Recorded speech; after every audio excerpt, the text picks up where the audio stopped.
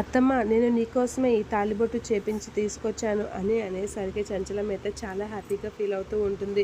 ఏంటి నా కోసమా అని చెప్పేసి ఆ తాళిబొట్టు చూసి చాలా హ్యాపీగా ఫీల్ అవుతూ ఉంటుంది.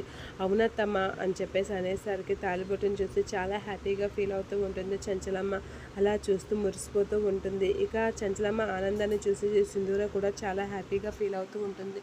అలా హ్యాపీగా ఉన్న టైంలో రవి అక్కడికి వచ్చి అమ్మ అందులోన 5 లక్షలు ఉన్న బీరువాలో 3 లక్షలే ఉన్నాయి, 2 లక్షలు కనిపించడం లేదు అని చెప్పేసి వచ్చి అంటూ ఉంటాడు. ఇందులో 3 లక్షలే ఉన్నాయి, కావాలంటే చూడు అని చెప్పేసి చూపిస్తూ ఉంటాడు. 3 లక్షలు ఉండడం ఏంటి అని చెప్పేసి చంచలమ్మ షాక్ అవుతూ ఉంటుంది. అక్కడే ఉన్న సింధూర కూడా షాక్ అవుతూ ఉంటుంది. 5 లక్షలు పెడితే 3 లక్షలు ఉండడం ఎవరు తీసుంటారు అని చెప్పేసి చంటి వీళ్ళందరైతే షాక్ అయ్యి అలా చూస్తూ ఉంటారు. అయినా ఇంట్లో డబ్బు ఎవరు తీస్తారు? ఇంట్లో మనుషులు ఇంట్లోనే ఉన్నారు, బయట వాళ్ళు కూడా ఎవరు రాలేదు, కానీ ఇంట్లో డబ్బులకు మాత్రం లెక్కలు వచ్చేస్తున్నాయి అని చెప్పేసి రవి వాళ్ళ అమ్మేతో అంటూ ఉంటుంది. ఇక అందరి మీద అనుమానం ఇస్తారు అని చెప్పేసి అంటూ ఉంటుంది. ఏం మాట్లాడుతున్నారు, ఇంట్లో డబ్బులు ఇంట్లో వాళ్ళు ఎందుకు తీస్తారు అని చెప్పేసి చంచలమ్మ అయితే రవి వాళ్ళ అమ్మతో అయితే అంటూ ఉంటుంది.